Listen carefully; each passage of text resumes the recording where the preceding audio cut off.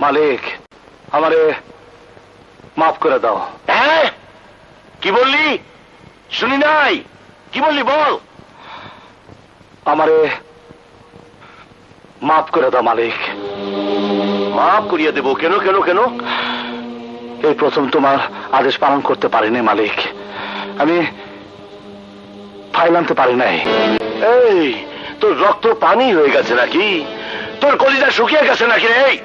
যে বাঘের হুঙ্কারে একদিন সবার কলিজা কাঁপতো, আর সেই তুই বিড়ালের মতো মেয়ে উইউ করে বলছিস আমাকে মাফ করিয়ে দাও, মাফ করিয়ে দাও। এই, তুই কি মাগি হয়ে গেছিস নাকি রে? মাগি!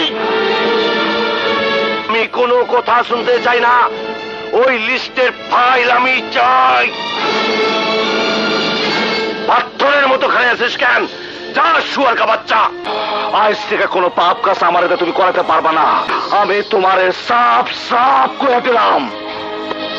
আই হাক্কা, আমাকে তুই তো ভালো করেই চিনিস। মাখন লাল মারোয়ারি আমার নাম। আমি ইচ্ছে করলে তোকে মাখনের মতো গলাইয়া মাটির সঙ্গে মিশাইয়া দিতে পারি। না মাখন লাল, তুই কিছুই করতে পারবি না। তোর যত শক্তি সব আমারে দিয়া। আমি চলে গেলে তোর এই পাপের মহলে সব পিলার ধ্বংস হয়ে যাবে, ধ্বংস হয়ে যাবো।